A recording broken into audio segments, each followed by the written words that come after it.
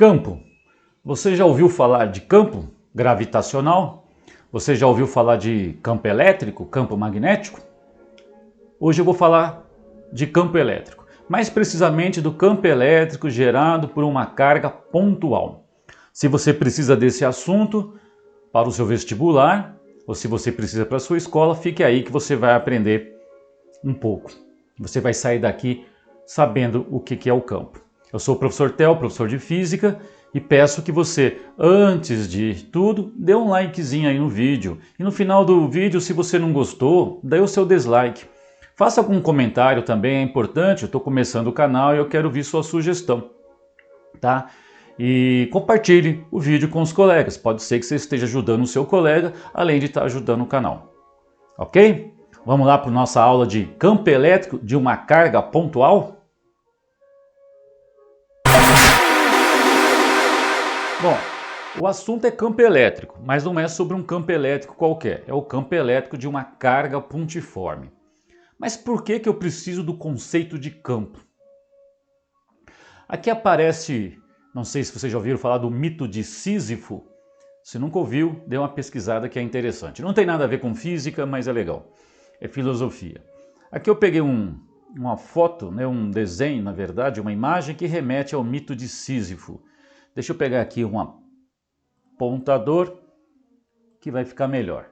É um cara segurando aqui uma pedra, uma rocha, né? Ele está aplicando uma força. Você sabe o que é força? A força é uma interação. Um corpo interage com o outro, essa interação produz uma força. Mas tem que haver contato. Como eu vou aplicar uma força sobre um corpo sem que haja contato com esse corpo? Será que eu consigo aplicar uma força à distância? Bom, vamos lá. Para eu aplicar uma força, a força a gente tem a ideia de força como um puxão e empurrão, que é uma interação e ela requer contato. Mas será que toda força precisa de contato? Por exemplo, quando você vê aqui a Terra e a Lua, você sabe que elas interagem. Você talvez já tenha estudado o campo gravitacional. Então você sabe que a Lua é atraída em direção à Terra. Na verdade, elas se atraem mutuamente, porque a Terra também é atraída em direção à Lua. E a gente sabe que elas não estão em contato. Pode haver interação sem contato? Como é que a Terra e a Lua se atraem mutuamente sem que estejam em contato? Então, para entender melhor essa interação à distância, como corpos podem interagir à distância, a gente criou o conceito de campo. Bom, a eletricidade é um tipo de força de campo, além da gravitacional. Aqui você vê um menino que desceu num escorregador, houve um atrito e ele adquiriu eletricidade estática. Então, o seu corpo está eletrizado, assim como todos os fios de cabelo dele estão eletrizados. Tá? Como esses fios de cabelo ficam eletrizados com carga elétrica de mesmo sinal, eles irão se repelir. Veja que um fio de cabelo para repelir outro não precisa que esteja em contato. Outra força que a gente sabe que não precisa de contato é a força magnética. Aqui você percebe um ímã, provavelmente um ímã tirado de um alto-falante. Aqui pregos feito de material ferromagnético. E nós sabemos que um ímã para atrair um prego, ele não precisa estar em contato. Há uma atração à distância. Então existe aí também o campo magnético. Bom, na antiguidade, né, atribuía-se às pedras de magnetita nada mais são do que ímãs naturais, uma espécie de alma, né, uma coisa que tem em torno da magnetita que manifestaria essas propriedades, que permitia essa interação à distância, que é a atração ou repulsão que a gente percebe nos ímãs. Só que essa ideia de alma não funciona muito bem para a física. A física é a arte de medir, e para medir eu preciso de um conceito matemático melhor, que essa coisa de alma não dá muito certo aí para nós. Veja aqui no caso da Terra. Eu pus aqui o planeta Terra, e a gente percebe que em torno da Terra eu deixei aqui um azul mais escuro, e foi ficando mais claro, mais claro, mais claro. A minha ideia aqui era dar uma visão do campo gravitacional. Ele é muito mais intenso perto da Terra e vai ficando mais tênue à medida que a gente se afasta. Mas, de novo, isso aqui é muito poético, muito bonito, mas não funciona. Eu preciso medir. Eu preciso de criar uma maneira de medir, um modo matemático de entender esse campo. Bom, em física, o que é campo? Vamos lá para o conceito de campo, tá? Então, em física, um campo é uma grandeza física. Quando falo em grandeza, é tudo que eu posso medir, associar um valor, que possui um valor associado a todo ponto do espaço. Então, quando eu digo que a Terra gera um campo gravitacional, ela gera um campo em todos os pontos do espaço. Ora, professora, você ia dar aula sobre campo elétrico, começou com o campo gravitacional. Você vai entender no final que é importante. Talvez você já entenda o campo gravitacional e vai ficar um pouco mais fácil. Bom, o campo gravitacional, por exemplo, assim como o campo elétrico e o campo magnético, são campos vetoriais. Os vetores, você sabe muito bem, que são grandezas que precisam de modo, direção e sentido.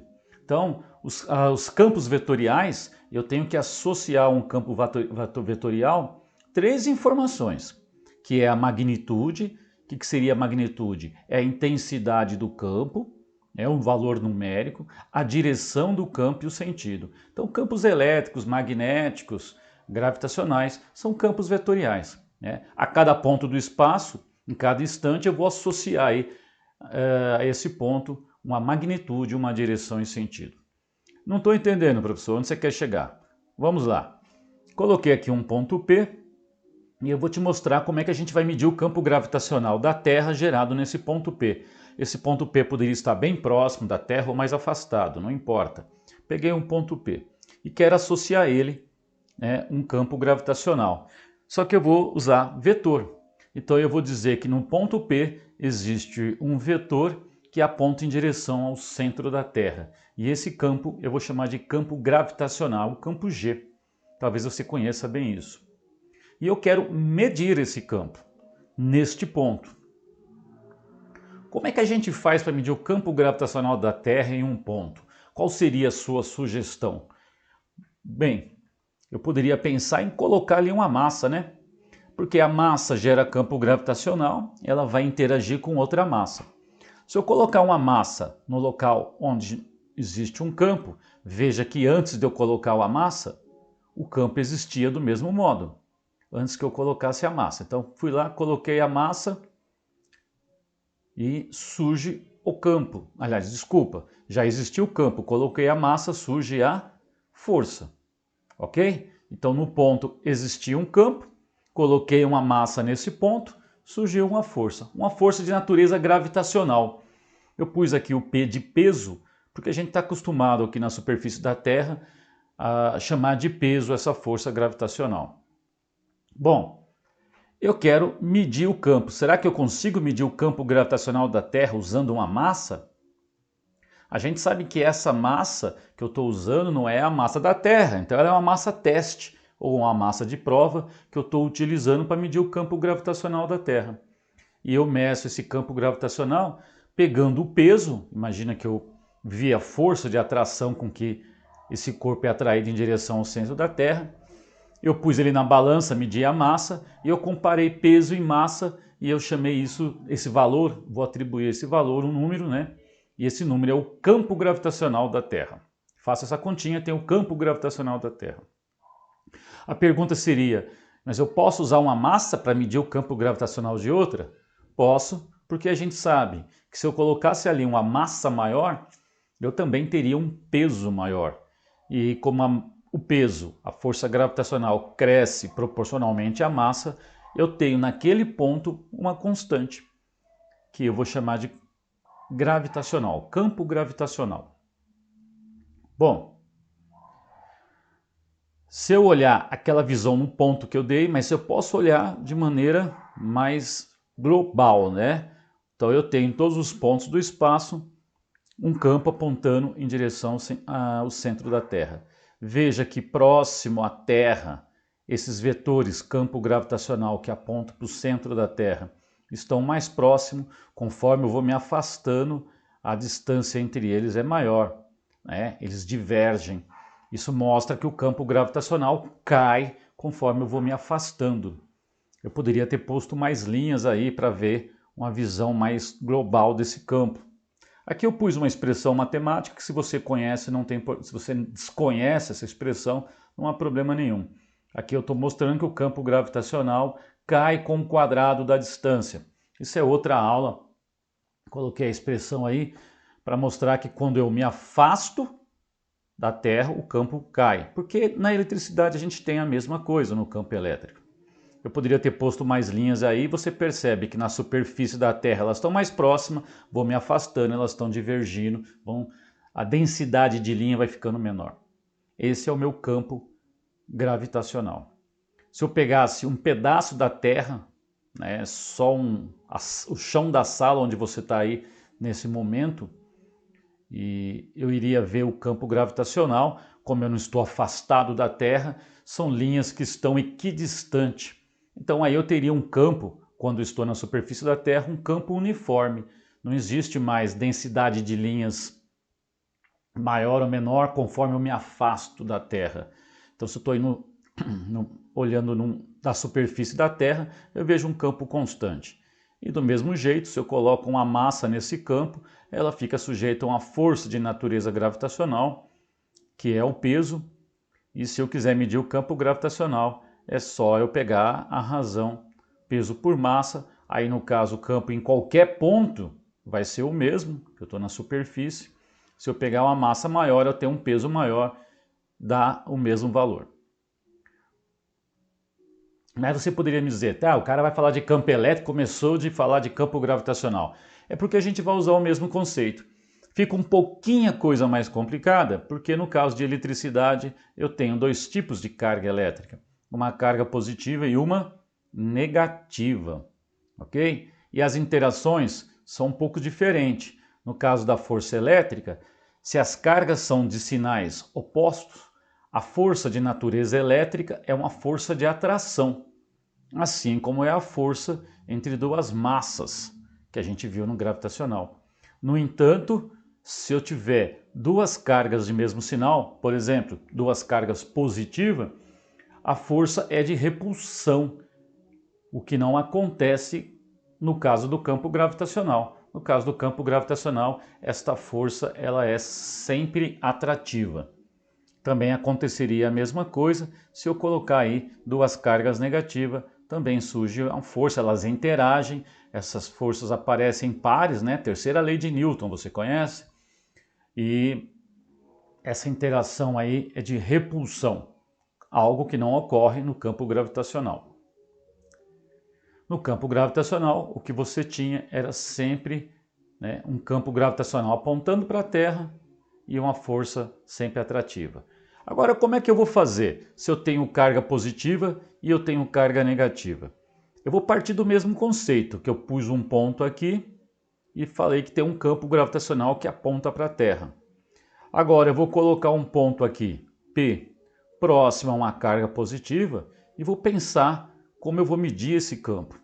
Eu vou pegar aqui um ponto P, agora próximo da carga negativa, a carga negativa sumiu, perdão, um ponto P próximo da carga negativa, e vou também medir esse campo.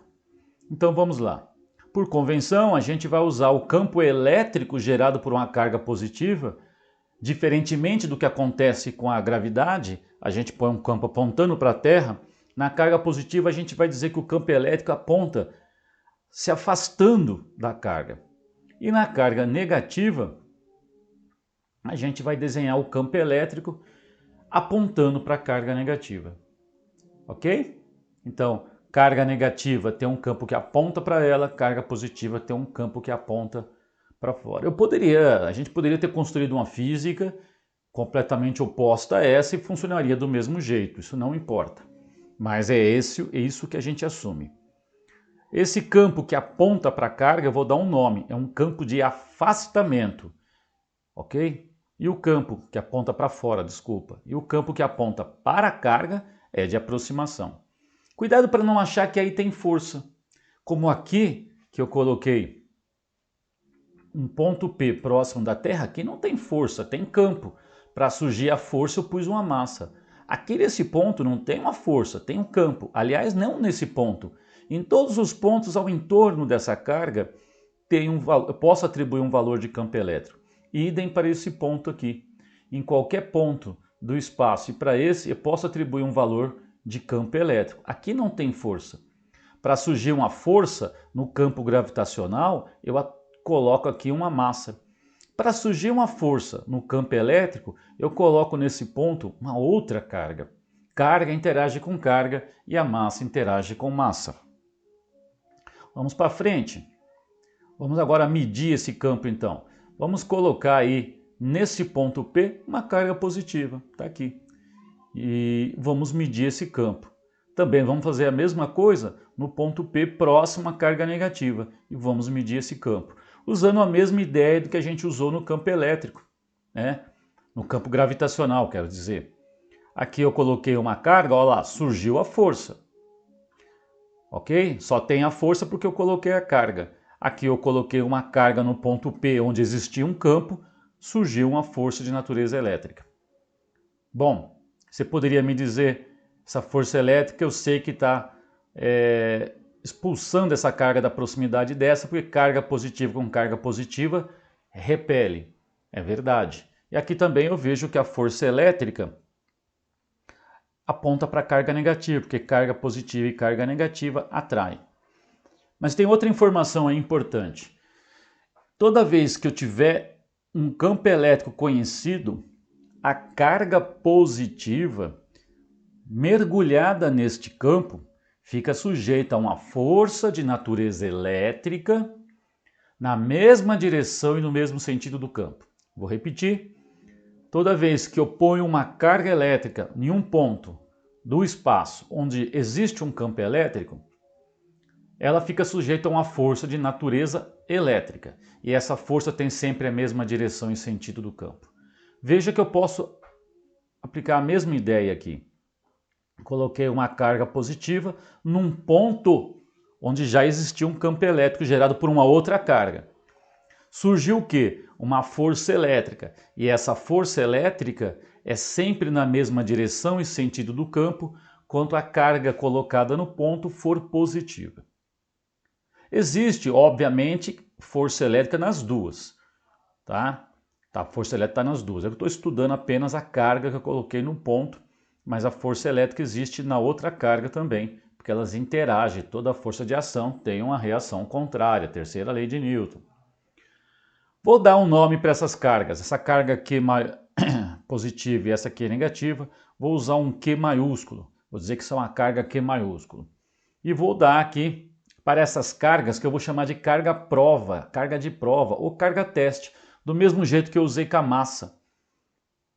Eu vou chamar essas cargas de Q minúsculo. Poderia ter chamado de Q1 ou Q2, Q maiúsculo, Q minúsculo. A notação é por sua conta, o que você achar melhor.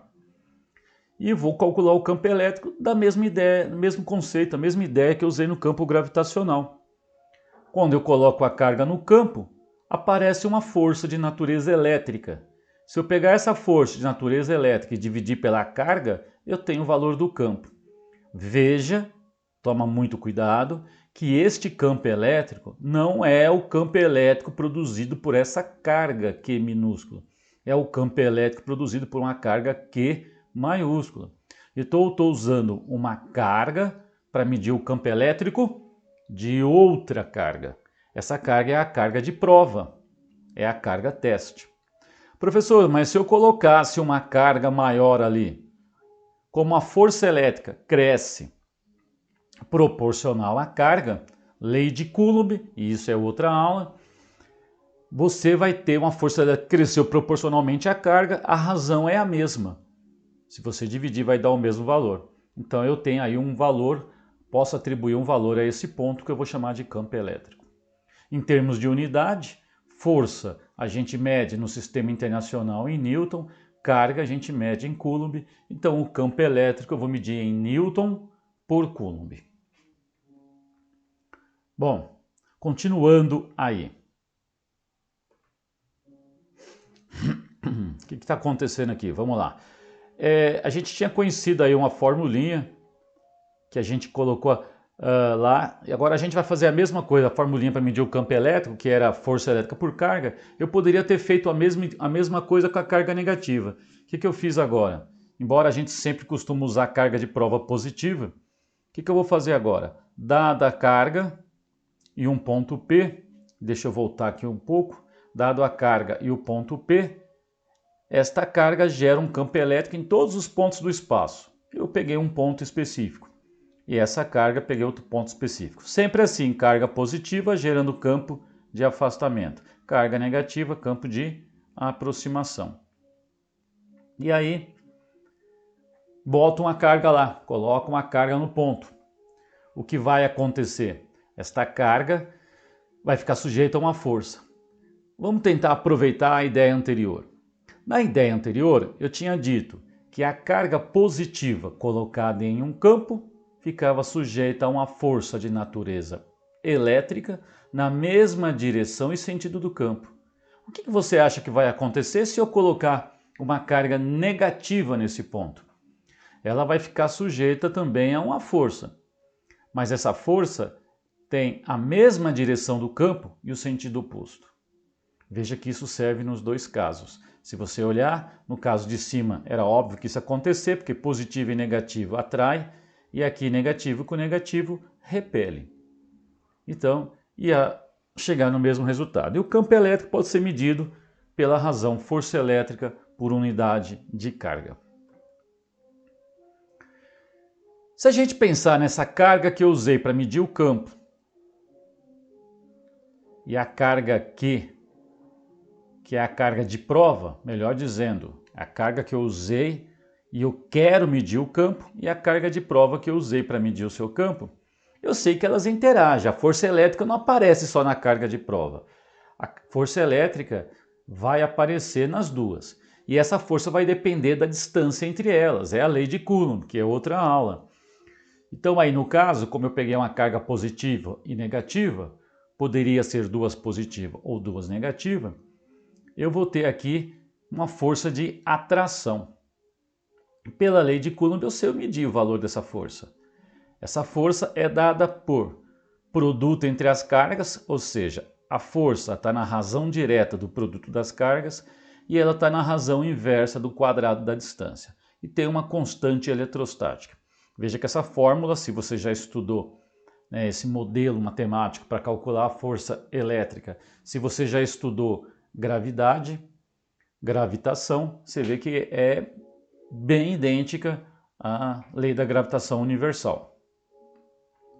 Bom, só que o campo elétrico, eu tinha dito que eu posso medir o campo elétrico através de uma carga de prova, F sobre Q.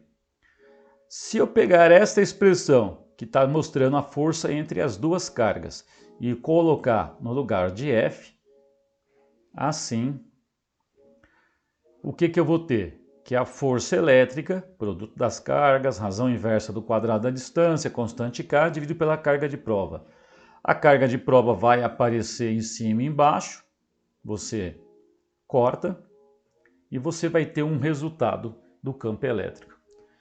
Outra formulinha, professor, para o campo elétrico esta primeira aqui, a gente estava medindo o campo elétrico a partir de uma carga teste, a partir de uma carga de prova. Esta carga não é a dona, não é a fonte do campo elétrico, ela só está servindo para medir o campo. Neste caso, eu estou medindo o campo a partir de uma carga fonte. Bom, pessoal, espero aí que vocês tenham gostado. É um assunto um pouquinho mais difícil, um pouquinho mais complicado, mas que ajuda bastante, né? A gente, no nossos concursos, aí no vestibular, cai muito, é um assunto muito recorrente, né, nos concursos, tá? Dê um joinha aí, compartilha, dê a sugestão, para que eu possa mudar o canal aí e melhorando o canal para vocês, tá legal?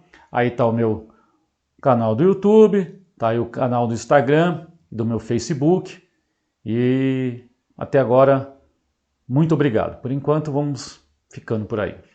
Valeu? Abraço aí para vocês.